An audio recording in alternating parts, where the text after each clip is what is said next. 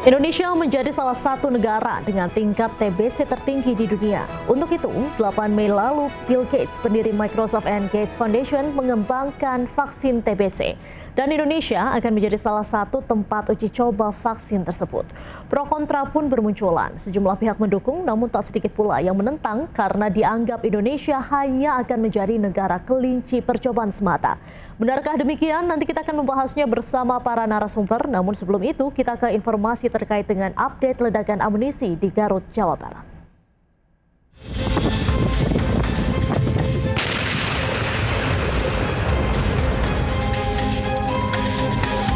TNI Angkatan Darat bertanggung jawab secara penuh untuk membantu semua proses penanganan dan pemakaman para korban.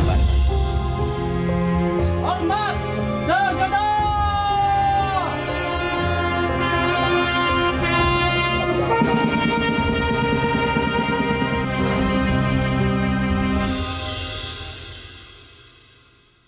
TNI Angkatan Darat mengaku bertanggung jawab penuh atas kasus ledakan amunisi yang membuat 4 anggota TNI dan 9 warga sipil meninggal dunia. Sementara itu, Komisi 1 DPR RI meminta penyelidikan menyeluruh dilakukan TNI atas kasus ledakan amunisi kadaluarsa yang menyebabkan 13 korban jiwa.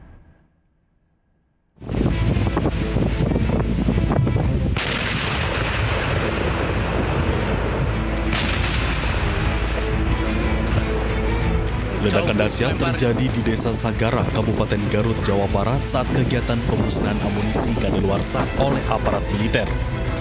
13 orang terdiri dari 4 anggota TNI dan 9 warga sipil dilaporkan tewas. Pemusnahan yang dilakukan di lahan milik Balai Konservasi Sumber Daya Alam ini sebenarnya sudah rutin dilakukan. Awalnya, para anggota TNI tengah menyiapkan 2 lubang sebagai tempat pemusnahan amunisi yang sudah tidak layak pakai. Namun ledakan susulan terjadi setelah pemusnahan berlangsung. TNI Angkatan Darat mengaku bertanggung jawab penuh atas kasus ledakan amunisi yang membuat 4 anggota TNI dan 9 warga sipil meninggal dunia. Pada kesempatan ini saya menyampaikan bahwa TNI Angkatan Darat bertanggung jawab secara penuh untuk membantu semua proses penanganan dan pemakaman para korban, baik yang berasal dari jajaran TNI Angkatan Darat maupun yang berasal dari masyarakat sekitar, di mana untuk warga masyarakat sekitar yang menjadi korban, jajaran Kodam 3 Siliwangi, Korem 062 Tarumanegara, dan juga Kodim Garut. Pangdam 3 Siliwangi, Maijen TNI Dadang Arif Budiman mendatangi lokasi pemusnahan amunisi kadaluarsa milik TNI AD pasca peristiwa meledaknya amunisi. Kunjungannya dalam rangka ikut melihat jalannya investigasi kejadian. Sementara itu, Komisi 1 DPR RI akan memanggil Panglima TNI dan Kepala Staf Angkatan Darat serta Pangdam Siliwangi terkait insiden itu.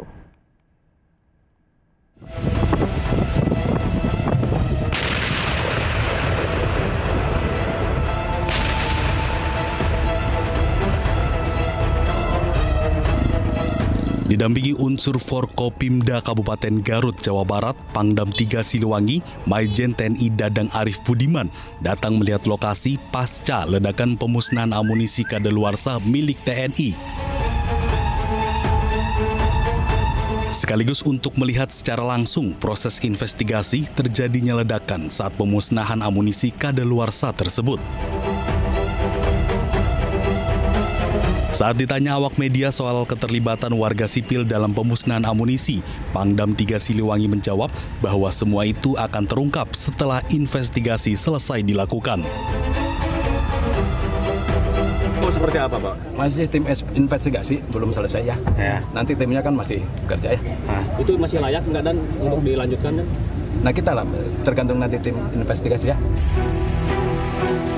Di lain pihak, Komisi 1 DPR RI mengagendakan untuk memanggil Panglima TNI, Kepala Staf Angkatan Darat, Kasat, dan Pangdam Siliwangi untuk membahas lebih dalam terkait ledakan pemusnahan amunisi kadaluarsa di Garut yang menewaskan 13 orang. Utut Adianto mengatakan sejauh ini sudah tercatat sebanyak 6 kali peristiwa ledakan amunisi di tanah air. Menurutnya, ledakan pemusnahan amunisi di Garut paling banyak memakan korban jiwa. Kapan kita memanggil, kita akan segera. Tentu mudah-mudahan sebelum masa sidang ini. Kalau udah masa sidang depan kan nanti sudah ini bukan soal hangat atau tidak, tapi ini soal kemanusiaan dan soal strategi. Kalau seteledor ini potensi bisa terjadi di mana-mana. Utut menambahkan agenda pertemuan tersebut akan dilakukan sebelum masa sidang di DPR.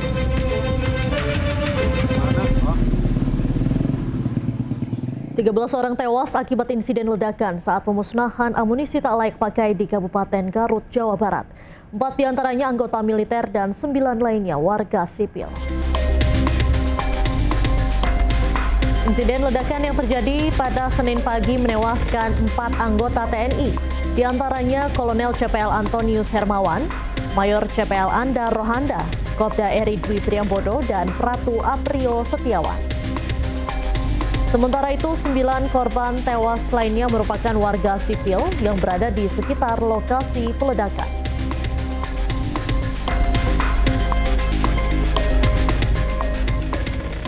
Pemirsa, The Prime Show masih akan kembali usai jeda, tetaplah bersama kami.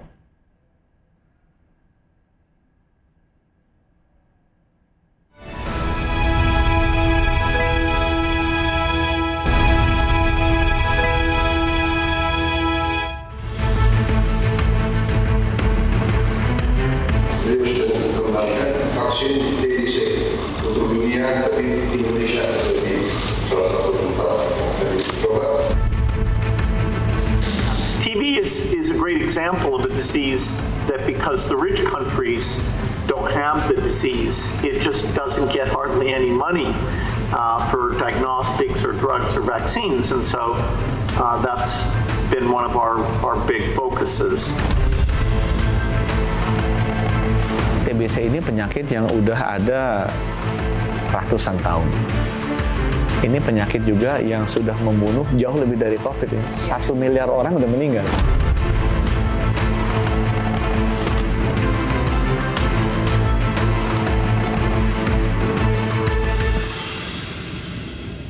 Pemirsa, Presiden Prabowo Subianto mengungkap dukungan terhadap pendiri Microsoft and Gates Foundation, Bill Gates, yang akan mengembangkan vaksin TBC.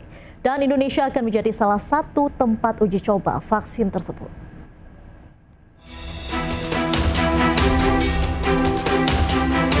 Presiden Prabowo Subianto menerima kunjungan pendiri Microsoft and Gates Foundation, Bill Gates, di Istana Merdeka Jakarta pada Rabu pagi, 8 Mei lalu. Pertemuan itu membahas sejumlah isu strategis dan kerjasama. Di antaranya, Bill Gates akan menjadikan Indonesia sebagai tempat uji coba vaksin tuberkulosis atau TBC yang dikembangkannya. Pemerintah Indonesia pun menyambut baik kepercayaan untuk ikut serta dalam uji coba vaksin TBC, mengingat Indonesia tercatat sebagai salah satu negara dengan korban jiwa akibat TBC tertinggi di dunia. Kembangkan vaksin TBC untuk dunia, tapi Indonesia menjadi salah satu tempat yang dicoba. Dan kita mengetahui bahwa TBC memakan korban kita yang besar, yang meninggal hampir 100.000 tiap tahun. Bill Gates pun optimis terhadap pengembangan vaksin TBC dan peran penting Indonesia dalam uji coba vaksin itu.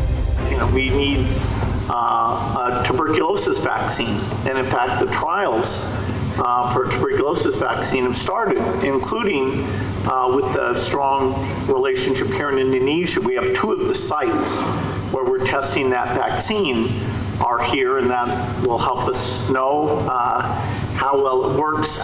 TB is a great example of a disease that, because the rich countries don't have the disease, it just doesn't get hardly any money for diagnostics or drugs or vaccines, and so that's been one of our big focuses.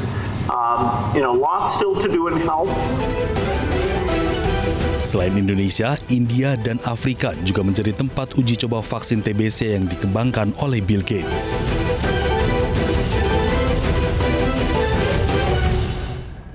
Menteri Kesehatan Budi Gunadi Sadikin mengungkap sejumlah alasan Indonesia tertarik menjadi tempat uji coba klinis vaksin TBC. Salah satunya untuk mengetahui kecocokan vaksin tersebut dengan masyarakat Indonesia.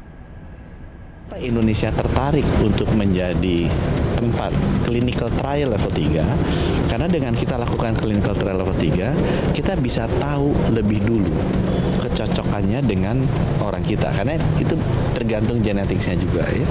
Yang kedua, kita bisa mendapatkan akses terhadap teknologi vaksin ini karena ilmuwan-ilmuwan kita kan dilibatkan. Ini kerjasama dengan UNPAD dan Universitas Indonesia ya.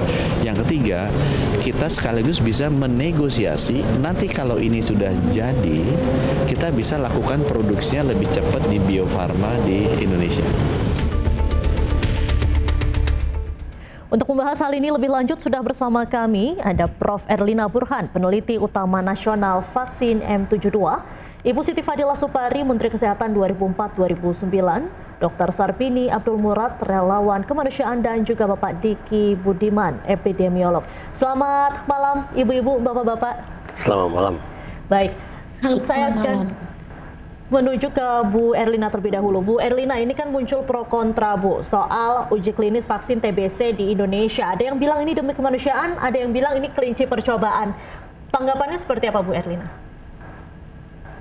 Ya, jadi saya ingin mengatakan ya bahwa tidak ada itu istilah kelinci percobaan. Ini murni uji klinis ya, dan berlangsung sudah sejak 26 tahun yang lalu. Dan saya juga ingin mengoreksi bahwa ini bukanlah vaksin buatan atau ciptaan dari Bill Gates. Tapi vaksin ini pertama kali diinisiasi itu di Belgia oleh perusahaan farmasi namanya GlaxoSmithKline atau GSK bersama dengan para researcher dan ilmuwan, dan mereka melakukan penelitian preklinik namanya. Jadi mulai dari laboratorium in vitro, lalu kemudian dilihat potensinya ternyata baik, maka kemudian dilakukanlah trialnya di hewan coba, mulai dari tikus, kelinci, sampai dengan primata non-human yaitu kera pada saat itu. Nah, ini berlangsung sekitar 5 tahun sampai 2004. Nah, saat itu hasil dari uji preklinik ini menunjukkan potensi yang baik dari segi efikasi dan keamanan, makanya kemudian mendapatkan izin untuk dilakukan uji klinis di manusia. Ya, jadi ini uji klinis, bukan uji coba, bukan juga kelinci percobaannya. Mulai dari tahun 2024 itu ada fase-fasenya. Tahun 2004 ada fasenya, fase 1, fase 2, dan fase 3. Jadi fase 1 itu berlangsung dari 2004 sampai 2013 itu ya, dan itu dilakukan di negara-negara maju loh. Yaitu ada Amerika Serikat, ada Switzerland, ada Belgia, ada juga Filipina yang negara berkembang seperti Indonesia. Dan dari fase 1 ini pun uji klinisnya menunjukkan safety profile yang tolerable dan ringan-ringan saja, dan juga ada potensi efikasinya baik, maka mendapatkan izin untuk melakukan di kalangan yang lebih luas, itu lebih banyak. Kalau tadi hanya sekitar 30 atau sampai 50 partisipan, maka fase 2 ini butuh ratusan partisipan. Artinya apa? Semakin banyak yang dilibatkan, ini akan makin banyak butuh biaya. Nah, kemudian saat itu agak tersendat uji klinis ini karena tidak ada dananya. Akhirnya dicarilah donatur-donatur atau konsorsium, maka kemudian step in ini Bill and Melinda Gates Foundation untuk mau mendanai fase 2 dan sampai ke selesai begitu ya. Jadi fase 2 ini mulai dari tahun 2013 sampai dengan 2018. Hasilnya cukup bagus. Yang 2B, uji klinis 2B ini potensinya 50% kira-kira, dengan safety profile yang juga baik, sehingga bolehlah kemudian dilanjutkan ke fase 3. Fase 3 ini juga mendapatkan sponsor atau pembiayaan dari Bill and Melinda Gates Foundation, tapi tidak sendirian, ada juga welcome trust dari Inggris. Ya, jadi maka kemudian bisa memperluas cakupannya untuk partisipan sampai untuk fase 3 ini sebanyak 20.000. Ya, jadi ada 5 negara ya, ada di 55 lokasi di 5 negara, yaitu Afrika Selatan, Malawi, Kenya, Indonesia, dan Zambia. Indonesia sudah mulai merekrut partisipan di September 2024 dan sudah tutup sampai awal April 2025. Jadi sudah selesai rekrutmen dari partisipannya. Jadi Indonesia memberikan kontribusi sebanyak 2.095 dari 20.000 partisipan dari seluruh dunia. Artinya apa? 10% partisipan ini dari Indonesia. Jadi saya kira tidak ada lagi istilah kelinci percobaan, karena uji klinis ini betul-betul mengikuti kaidah-kaidah saintifik ilmiah dan mengedepankan etik juga, karena protokolnya harus disubmisi atau didaftarkan untuk mendapat persetujuan dari kelima tempat lokasi penelitian di Indonesia, yaitu FKUI, FK Unpad, Rumah Sakit Persahabatan, Rumah Sakit Islam Cempaka Putih, dan Rumah Sakit Pendidikan RSUI. Harus melewati Komite Etik Penelitian Kesehatan atau KEPK. Kalau sudah mendapat izin, barulah kemudian diajukan untuk mendapatkan izin atau PPUK, persetujuan penyelenggaraan uji klinis dari Badan POM. Ini butuh waktu sampai kira-kira setahunan, makanya kita baru bisa mulai rekrutmen di September 2024. Dan sudah selesai rekrutmen sampai April 2025. Saat ini kita hanya mengikuti, memantau, melakukan evaluasi terhadap 2.095 partisipan ini selama 4 tahun ke depan. Ya. Baik, Bu Siti Fadilah, boleh tanggapannya terkait dengan kebijakan pemerintahan ini? Ya, kalau saya dengar dari keterangannya Profesor Erlina Burhan, bahwa ini sih bukan karena suatu program nasional tadinya. Ini adalah programnya Bill Gates untuk membuat vaksin itu. Ya, karena ada kemacetan tadi yang kemudian Bill Gates ini diambil fase 2-nya dan dia akan selesaiin. Jadi ini kepentingan Bill Gates untuk membuat vaksin TBC yang akan dia jual nanti tentunya saja ke seluruh dunia. Jadi ini pure business menurut saya dari Bill Gates. Cuman kenapa kita kok menawarkan bahwa rakyat kita menjadi bagian dari uji coba. Uji coba dengan uji klinis itu sama. Tidak beda, cuman ini bahasa Indonesia, kalau itu bahasa akademis ini bahasa kebanyakan. Uji coba sama uji klinik itu sama. Jadi jangan dipikir kalau uji klinis itu bukan uji coba, sama. Uji coba bisa dilakukan sama dengan uji klinis. Kalau uji klinis itu bahasa akademis, kalau uji coba itu bahasa awam. Baik. Jadi kalau saya lihat boleh aku ya. Jadi uji klinis yang dilakukan ini standarnya betul-betul standar yang sangat ketat ya, mengikuti good clinical practice yang betul-betul uji coba juga good. Baik Bu, saya selesaikan sedikit. Jadi menurut saya yang jelas uji coba atau uji klinis ini adalah kepentingan seseorang untuk membuat vaksin yang akan dijual ke seluruh dunia. Bukan karena persoalan yang ada di Indonesia saja gitu. Jadi kalau memang itu persoalan di Indonesia, mestinya pakai kajian yang ini dan kemudian memakai Mycobacterium kita. Ini pakai Mycobacterium dari mana, Prof? Mycobacteriumnya apakah dari mana saya nggak tahu, apakah dari Afrika ataukah dari Indonesia protein Mycobacteriumnya? Ya, jadi Bu Siti Fadilah, ini kan sebetulnya masalah global ya. Tuberkulosis ini penyakit yang sudah ribuan tahun dan tidak pernah sampai tuntas hingga saat ini. Kita sudah melakukan semua upaya deteksi, penemuan kasus, pengobatan, tapi tetap saja setiap tahunnya 10,8 juta kasus per tahun. Dan Indonesia itu ada 1.090.000 kasus, artinya 10% kasus TB di dunia ini ada di Indonesia. Dan kita nggak pernah lepas nih, udah beratus tahun. Perlu inovasi. Perlu inovasi. Inovasi. Menurut Prof katanya kalau TB itu yang penting eradikasi bukan vaksinasi. Itu di podcastnya Prof yang malam-malam itu. katanya eradikasi. Jadi bukan vaksinasi.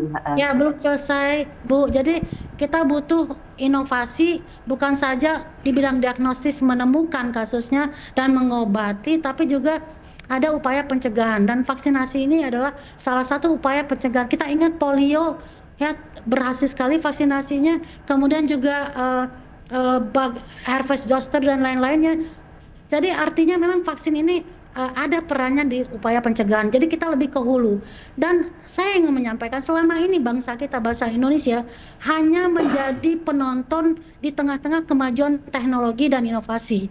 Kita nggak ada perannya. Tapi untuk kali ini kita berperan aktif, ikut menjadi peneliti. Artinya apa? Artinya bahwa peneliti Indonesia ini direkognisi, diakui untuk bisa melakukan penelitian semacam ini. Dan ada nilai tawarnya, saya kira, kalau kita ikut dari awal. Ingat, Bu, waktu zaman COVID, kita nggak ikut-ikutan, tiba-tiba vaksinnya, dan saya ingat sekali Menteri Bu Retno dan Bu Sri Mulyani itu sampai lobby-lobby untuk kita bisa mendapatkan vaksin. Tapi untuk TB ini, karena kita ikut dari awal, kita akan punya posisi tawar. Pertama, transfer knowledge tentu saja untuk para peneliti. Kedua, transfer teknologi untuk bisa akhirnya ke depannya bisa diproduksi dalam negeri. Kita tahu kan Bio Farma, salah satu farmasi BUMN, itu punya kemampuan memproduksi vaksin, yaitu contohnya polio kan diproduksi di Bio Farma. Ya, jadi ke depannya saya kira juga harus lobby-lobby supaya vaksin ini ke depannya diproduksi di dalam negeri, supaya apa? Satu, availability-nya kita bisa jaga, accessibility-nya bisa diakses dengan mudah, dan tentu saja terjangkau harganya, affordability-nya juga ada. Jadi kalau Ibu mengatakan bahwa ini adalah jualan dari Bill Gates, satu, saya ingin mengingatkan, ini bukan Bill Gates yang menciptakan vaksin ini. Dimulai dari tahun 1999. Bill Gates itu baru step in pada saat macet, nggak ada dana untuk meneruskan. Negara maju biasanya tidak mau ini, karena mereka tidak masalah mereka. Ya, tidak ada masalah mereka, dan negara kita juga nggak punya duit. Nah, sekarang di tengah-tengah yang dikatakan ini akan jualan, kita harus tetap mengambil manfaatnya untuk kepentingan bangsa kita. Kalau saya dari seperti itu, Bu. Kita tahan dulu, Ibu-ibu. Kenapa tidak memakai Mycobacterium yang Indonesia dan dibuat oleh Bio Farma? Itu memang janganlah kita tiba-tiba ikut, padahal bahannya kita ambil dari Afrika. Gitu. Apakah nanti tidak membahayakan orang-orang Indonesia gitu loh? Saya jawab ya, Bu, ya, pada fase 1 itu Filipina ikut uji klinis fase 1, nggak masalah, orang Indonesia Filipina mirip-mirip. Bu Erlina, fase 1 kan kita tahan sebentar, kita lanjutkan usai jeda, Ibu-ibu. Baik, pemirsa, The Prime Show masih akan kembali usai jeda, tetaplah bersama kami.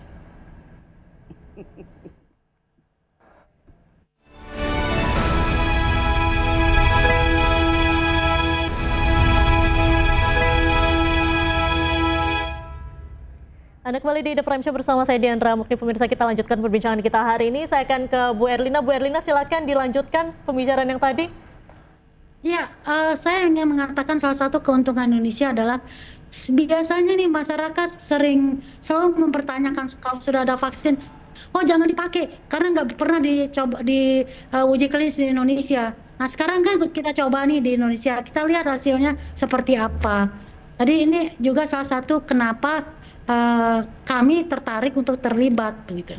Jadi banyak sekali saya kira manfaatnya, baik dari segi penerimaan atau acceptance dari masyarakat, karena nggak ada lagi itu yang akan mempertanyakan, jangan deh kita soalnya nggak ikut, itu kan untuk bangsa lain. Uji klinisnya dilakukan di bangsa lain. Nah, ini kan sekarang sudah ikut nih, kita udah bisa menjawab pertanyaan itu diantaranya. Baik. Bu Erlina. Ya, Bu Erlina, apakah nanti kalau sudah selesai misalkan, kemudian pasarnya itu yang paling besar kan Indonesia, negara yang paling banyak penduduknya, dan akan menjadi pasar dari vaksin tersebut.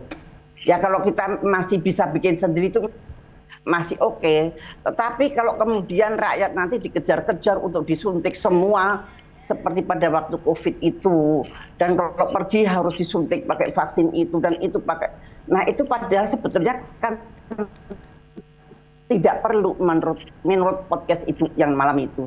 vaksin itu belum perlu. Kalau untuk TBC di Indonesia sebetulnya yang paling penting adalah eradikasi, bukan vaksinasi. Nah, ini saya khawatirkan nanti tiap 3 tahun, di 3 tahun lagi rakyat kita dikejar-kejar untuk disuntik vaksin tersebut yang sebetulnya kurang perlu. Karena TB laten kan tidak bisa menular. TB laten tidak bisa menular. Jadi kenapa mereka dikejar-kejar? Ya, saya bisa jelaskan, Bu. Saya bisa jelaskan ya. Ya, tidak semua orang akan divaksin. Yang akan divaksin adalah untuk M72 ini kelompok remaja dan orang dewasa. Kenapa? Karena untuk anak-anak kecil kita udah pakai BCG.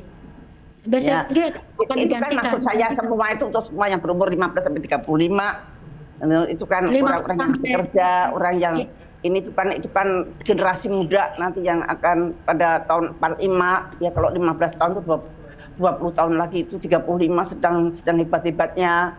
Dan tiap 3 tahun harus disuntik itu, suntik itu. Kita belum tahu akibatnya jangka panjang. Kita belum tahu. Nggak akan tiap tahun.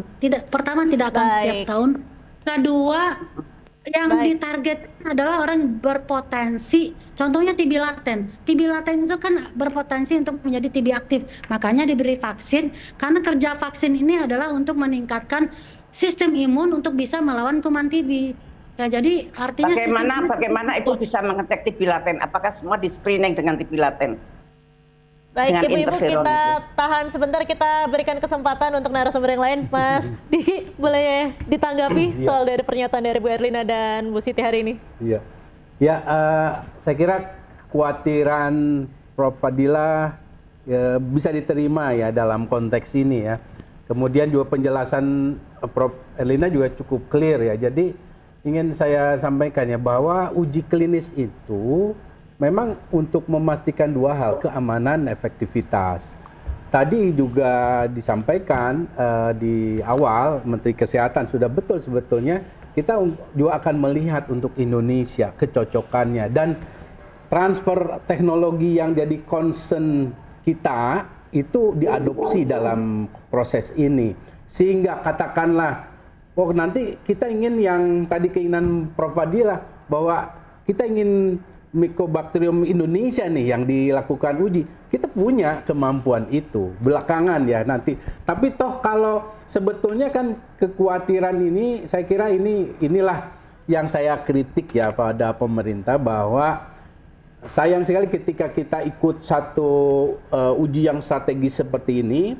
Strategi komunikasi risiko kita tidak terlalu kuat di awal sehingga jadi heboh begini kan seperti ada yang ditutup-tutupi terkesan padahal kan sebetulnya tidak kalau ini dikelola dengan strategi komunikasi risiko yang baik. Kebetulan saya memberi kuliah ini, nah oleh karena itu untuk saya kira apa yang menjadi concern pihak-pihak termasuk Bu Prof. Fadila atau mungkin nanti Dr. Sabin, saya kira harus diadopt atau diadres untuk dikelirkan dalam proses uji klinis kan masih dalam 4 tahun ini.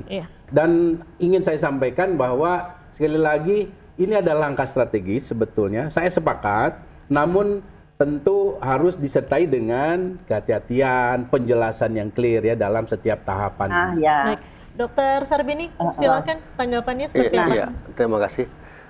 Saya pikir ini kan menjadi isu besar setelah Pak Bill Gates datang ke Indonesia, kemudian Pak Prabowo tiba-tiba mengatakan bahwa Indonesia siap menjadi uji coba vaksin ini. Nah tiba-tiba Pak Bill kaget loh, kok ada uji coba? Kapan gitu ya? Artinya ada satu peristiwa yang tertutupi. Sebenarnya pergerakan Yayasan Bill Gates itu kan sudah sejak 2009 sebenarnya kan. Memang beliau concern di vaksin. Tapi cerita bagaimana bergulir, apa yang beliau lakukan segala ini kan tertutupi gitu. Maka tiba-tiba Pak Presiden ngomong seperti itu, jadi hah? Dan semua orang akan mempertanyakan itu. Saya pikir itu hal yang positif lah ya, wajar lah ya. Artinya ketika kita mencintai Indonesia kan tidak harus sepaham semua ya. Jadi semua sisi itu untuk menguatkan kita untuk menghasilkan sebuah keputusan yang besar. Nah seperti apa yang dikhawatirkan oleh Bu Siti Fadila bahwa sebenarnya Indonesia ini kan luar biasa. Pesawat kita bisa buat, kan bahasa sederhana ya. Pesawatnya bisa kita buat, masa vaksin yang bisa buat. Toh Indonesia tuh memproduksi vaksin mengekspor ke 135 negara misalnya. Kok itu nggak bisa? Itu artinya pada sisi nasionalisme ya. Mungkin Bu Siti Fadila mulai pada sisi nasionalisme kita bisa kok. Dan bisa kita buat, kita akan memberikan kepada masyarakat kita yang lebih murah misalnya seperti itu. Saya pikir ini hal yang positif. Dan kemudian kita lihat juga bahwa Yang paling penting adalah kita bagaimana membuat satu konsensus, yaitu menguntungkan Indonesia masa depan. Ya harus kita ketahui ya, ini kita bangsa kita agak lalai ya. Bagaimana misalnya contoh ya, kita buat MOU sama Amerika misalnya, masalah Namru contohnya ya. Kita nggak tahu apa Namru dilakukan, apa selama ini nggak ada yang tahu. Sampai terakhir Bu Siti Fadila sebagai Menteri Kesehatan membubarkan Namru, baru tahu kita, oh ada Namru udah berpuluh tahun, kita nggak tahu apa hasil sampai dengan hari ini. Itu satu. Kemudian bagaimana misalnya kekhawatiran orang ketika ada virus yang disponsori oleh Bill Gates juga masalah saya itu di India yang menimbulkan kematian orang tuh, yang virus papilloma human virus itu yang dihentikan. Jadi banyak peristiwa-peristiwa, kemudian bagaimana mungkin berita-berita tentang yang Bill Gates ini kan, kemudian beliau adalah juragan dunia untuk vaksin, dan kita was-was khawatir nanti tidak akan merugikan kita. Saya pikir hal yang wajar, seperti kita diskusi tadi Pak Diki, bahwa sebenarnya kita bukan nggak sepakat dengan keputusan pemerintah, tapi ada catatan-catatan. Nah, catatan ini saya pikir menjadi concern bersama sebenarnya itu. Toh nanti dengan diskusi ini kan masyarakat semakin paham, oh iya ya, berarti ada manfaatnya seperti ini. Saya pikir itu.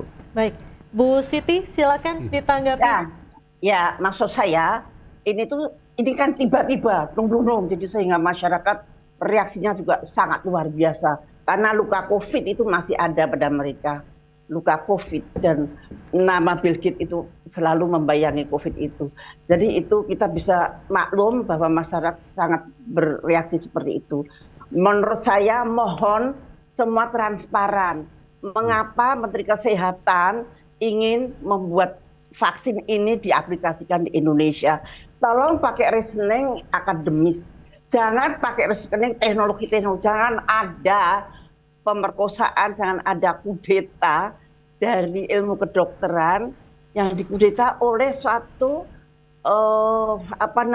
otoritarian teknokrasi. Ini bahaya. Ilmu kedokteran harus tetap ada. Kenapa reasoningnya melakukan penelitian itu? Jangan hanya untuk transfer of knowledge. Transfer of knowledge kan gampang, sekarang apa-apa terbuka. Nah, sekarang terbuka. Sekarang penelitinya siapa? Dibayar oleh siapa? Berapa dibayarnya? Kemudian orang-orang cobanya dibayar oleh siapa kalau ada apa-apa? Apakah mereka pakai informed consent? Tolong ini yang terbuka, yang transparan, sehingga kami tenang. Dan tolong dari peneliti yang sudah ada, tolong pemerintah bikin satu tim yang independen, tapi bukan dipilih dari tim yang meneliti dong, yang orang-orang luar yang integritasnya tinggi, yang mengerti ilmu itu, yang mengerti penelitian. Nah, itu menjadi orang-orang yang independen untuk mengawal penelitian di Indonesia. Karena 2B, hasil penelitian 2B hanya 50%, bahkan Bu Lina kemarin mengatakan 49,7, itu bisa bagus, bisa tidak bagus. Jadi kita harus jujur. Dalam kejujuran ini kita harus terbuka. Penelitinya siapa dan dibayar oleh siapa dan berapa dibayarnya, itu masyarakat juga pengen tahu. Baik, Bu Erlina, kalau misalnya kita bisa simpulkan tadi kata Pak Diki, ini kan banyak kekhawatiran masyarakat, kemudian juga kenapa sih baru di era saat ini, di era Pak Prabowo diumumkan sekarang, padahal sudah dimulai itu sejak September 2024 kemarin, kemudian transparansi dari pemerintah seperti apa, dan juga masih banyak masyarakat yang trauma COVID begitu. Jawabannya bagaimana nih, Bu? Ya, baik. Jadi sebetulnya uji klinis ini sangat transparan ya. Bahkan protokolnya kita bisa akses kok, sangat terbuka, bisa diakses, tinggal diklik aja itu di clinicaltrial.gov, itu ada. Mudah sekali bisa baca sampai sedetil-detilnya. Jadi tidak ada yang ditutup-tutupi, dan kita juga tahu bahwa penelitian ini nggak dibiarkan liar. Ini kan ada komite etik yang memonitor, kemudian juga Badan POM juga melakukan inspeksi, monitoring dan inspeksi pada kami, bergiliran dari kelima pusat penelitian ini, dan semua tercatat dengan rapi. Bahkan kita dipantau secara internasional juga, kita laporkan semua kejadian yang ada, dan itu selalu dibicarakan. Dan di tingkat global juga ada namanya badan DSMB, yaitu Drug Safety Monitoring Board. DSMB Indonesia juga harus ada dong, Bu. DSMB Badan Indonesia. POM, ya. Ya, dan anggota DSMB Global tuh ada orang Indonesia dari farmakologi klinik FKUI. Jadi Indonesia selalu terlibat di setiap poin-poinnya. Dan ini sekali lagi saya katakan mengikuti kaidah-kaidah ilmiah. Dan kita betul-betul dipantau. Salah saja menempatkan inform concern itu akan mendapat teguran. Dan Ibu tadi menanyakan apakah partisipannya diberi pengetahuan. Betul. Kita terangkan, kita kasih tahu ini apa, ini kemudian apa tujuannya, apa kira-kira efek yang dirasakan, dan kita tawarkan ini setuju atau enggak. Nanti mereka tanda tangan kalau setuju. Banyak kok yang menolak, nggak masalah, karena ini memang adalah prosedur penelitian yang benar, ya. Karena good clinical practice, praktek klinikal yang klinis yang sangat tepat begitu ya. Dan semua kita dapat mempunyai sertifikat. Kita pelatihan semuanya. Jadi saya menjamin bahwa rangkaian atau step wise-nya ini dilakukan sesuai dengan kaidah uji klinis yang diakui di dunia. Jadi Ibu tidak usah khawatir bahwa kami menjual diri, memperkosa apa segala macam ya. Ini terbuka banget kok. Sangat-sangat terbuka. Ilmu kedokterannya, Prof, ilmu kedokterannya. Baik, Bu Erlina, Bu Siti, kita tahan dulu sebentar. Pemirsa, The Prime Show masih akan kembali usai jeda, tetaplah bersama kami.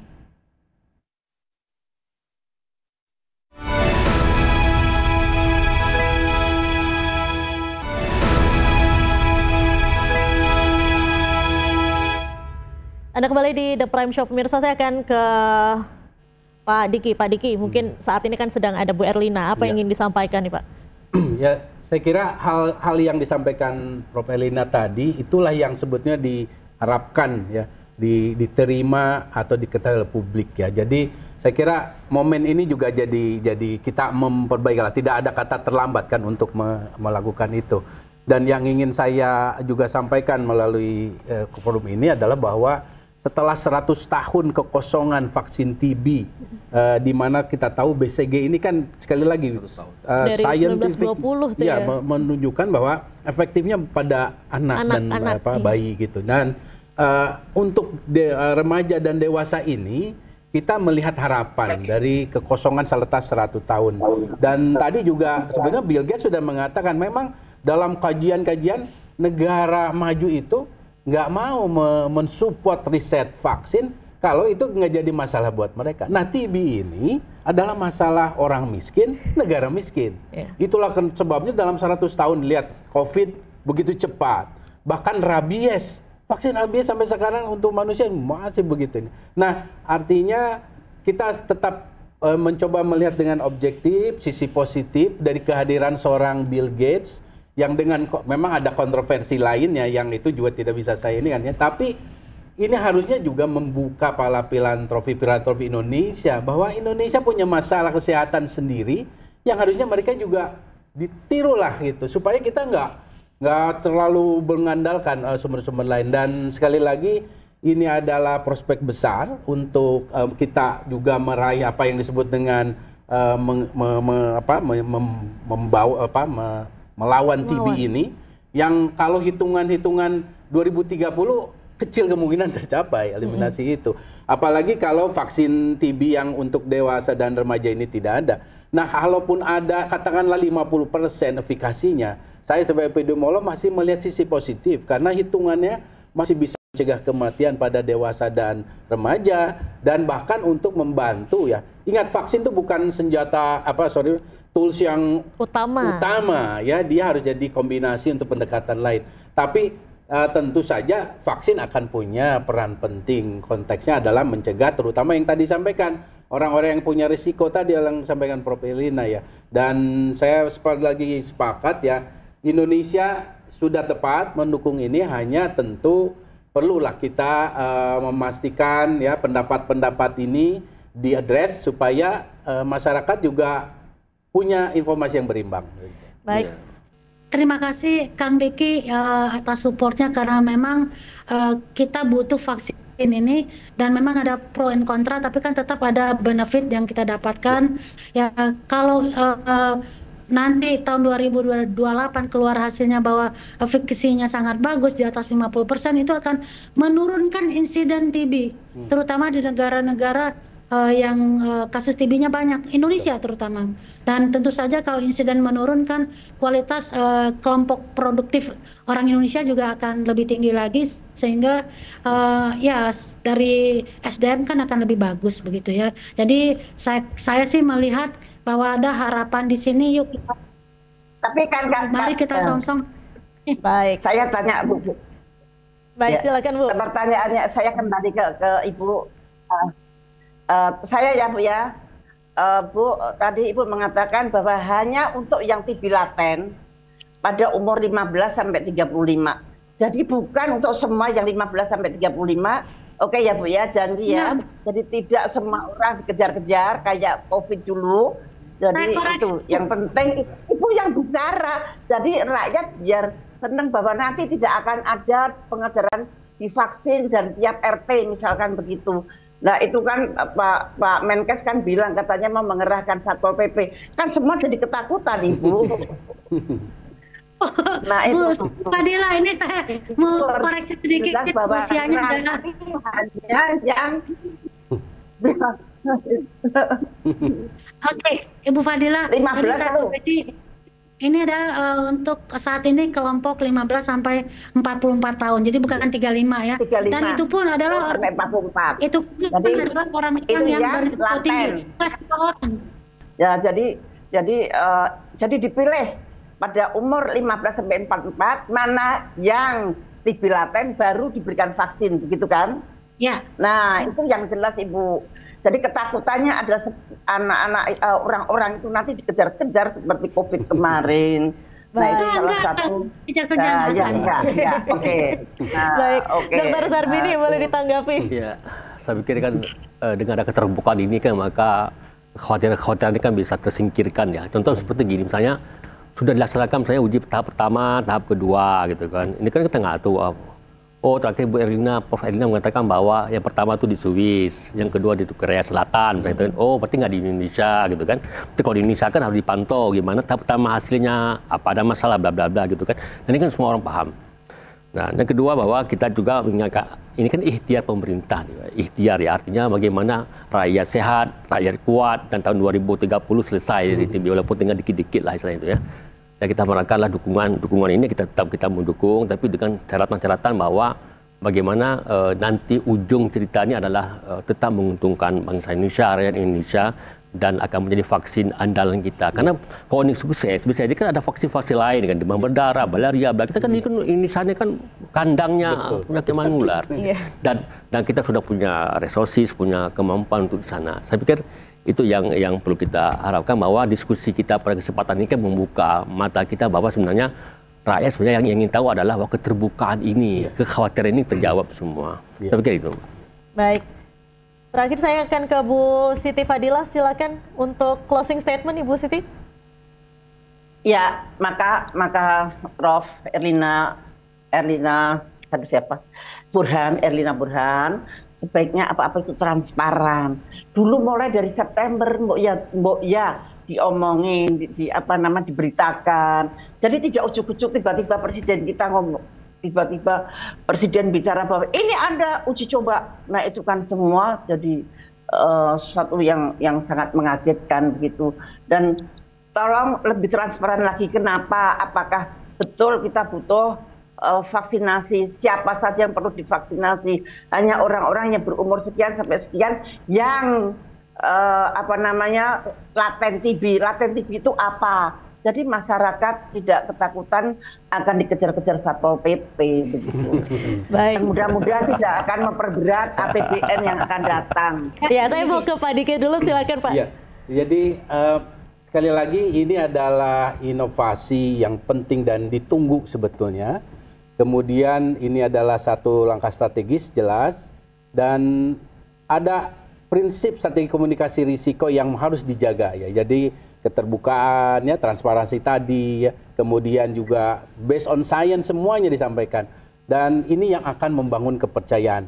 Jangan sampai vaksinnya ada, efikasinya bagus, tapi karena vaksin ini kan berdiri sendiri, kalau nggak ada program vaksinasi nggak berhasil dia. Nah, karena ada hesitansi yang namanya vaksin ya, itu hesitansi namanya, karena ada hoax, konspirasi dan segala macam yang tidak diadres baik oleh pemerintah, sehingga vaksin yang bagus ini nggak termanfaatkan. Nah, ini yang jangan sampai terjadi. Nah, kita masih punya waktu. Saya kira forum-forum seperti ini bagus sekali untuk mengklirkan yang tadi sudah kita lihat dijelaskan baik sekali oleh Prof. Erlina. Ya, jadi saya menjawab tadi bahwa tidak menyampaikan berita. Sebetulnya di bulan Maret 2024 pada saat World TB Day itu saya melakukan press conference, mengundang banyak media untuk menyampaikan tentang vaksin ini. Tapi sayang saya bukan Bill Gates, jadi nggak terlalu meledak beritanya begitu ya. Padahal saya sudah mempersiapkan diri dan mengundang wartawan sedikit yang datang. Beritanya sih ada tapi nggak semeledak ini. Baru meledak saat Bill Gates datang. Jadi in a way saya sih berterima kasih, jadi masyarakat jadi tahu, karena sebetulnya bukan kita tidak mau menyampaikan ini. Saya di banyak kesempatan dengan para dokter ini menjadi salah satu topik yang kita sampaikan. Untuk umum saya sudah nyampaikan di 24 Maret. Betul Kang Diki mengatakan bahwa vaksin saja tidak akan menolong apa-apa untuk TB. Yang akan menolong adalah vaksinasi. Jadi ayo kita bijak dengan vaksinasi ini dan khawatir Ibu Siti Fadila, kita nggak akan pakai Satpol PP untuk memvaksin orang. Kita akan memberikan edukasi yang baik. Saya janji kita akan berikan edukasi yang baik supaya orang itu sebagaimana para partisipan yang rela untuk menjadi bagian dari kemajuan ini. Saya juga ingin masyarakat Indonesia itu dengan kesadaran sendiri ingin divaksin karena merasa dia termasuk kelompok yang berpotensi untuk menderita TB aktif. Baik, pemirsa, demikianlah The Prime Show malam ini. Saya Diandra Mukni, mewakili seluruh kerabat kerja yang bertugas, pamit undur diri. Terima kasih, sampai jumpa.